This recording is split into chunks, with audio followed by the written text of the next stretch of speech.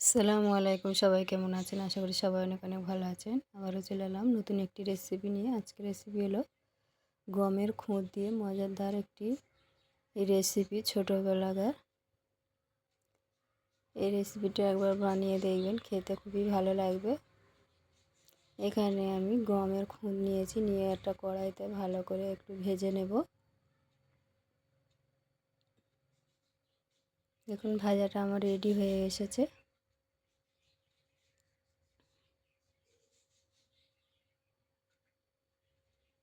একদমই colour change হয়ে গেছে দেখুন। এবার এটাকে আমি নামিয়ে নেব।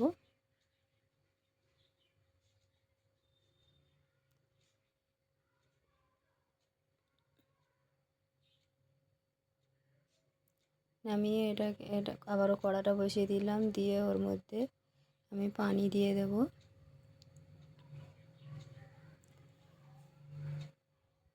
1 কাপ পরিমাণ গমের খুঁত আর 2 কাপ পরিমাণ পানি দিয়ে দিয়েছি। স্বাদ মতো লবণ দিয়ে দিলাম।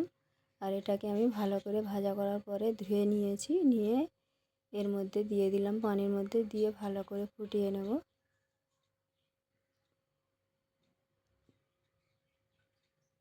ঢাকা দিয়ে দেব একটু।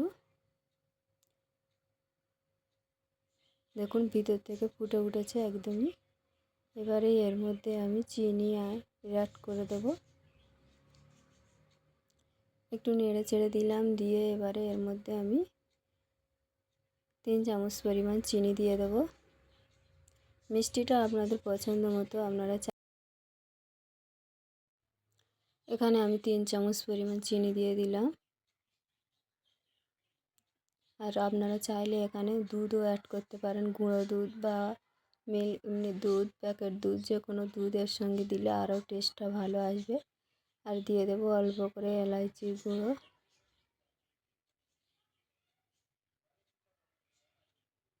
দিয়ে ভালো করে নেড়ে চেড়ে মিক্স করে দেবো।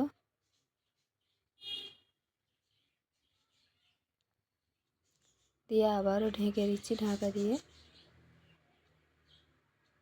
দেখুন 5 মিনিট পরে পুরো ঢাকাটা খুলে মিডিয়াম আঁচে আমি জাল করে নিয়েছি। একদম দেখুন কত সুন্দর হয়েছে। পানিটা পুরো শুকিয়ে গেছে আর পুরো পায়েসের মতো হয়ে গেছে। আর এটাতে পুষ্টি, হেলদি একটা স্বাস্থ্যকর খাবার। এইভাবে বাড়িতে বানিয়ে দেখবেন, খেতে অনেক মজার হয়। এবার এটাকে আমি জাল বন্ধ করে ঠান্ডা করে আপনাদের দেখাচ্ছি।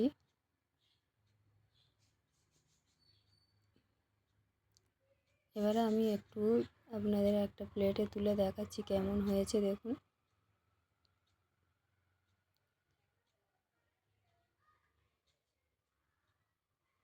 এইভাবে সকালের নাস্তায় ঝটপট এইভাবে বানিয়ে খেতে পারেন, খুবই ভালো লাগবে। আজকের রেসিপিটা ভালো লাগলে প্লিজ একটা লাইক দিয়ে ভিডিওটি ফুল ওয়াচ করবেন। আর ফ্রেন্ড অ্যান্ড ফ্যামিলির সঙ্গে শেয়ার করে দেবেন। যারা এতক্ষণ পর্যন্ত আমার সঙ্গে আছেন সবাইকে অসংখ্য অসংখ্য ধন্যবাদ। সবাই ভালো থাকবেন, সুস্থ থাকবেন। আল্লাহ হাফেজ। আসসালামু আলাইকুম।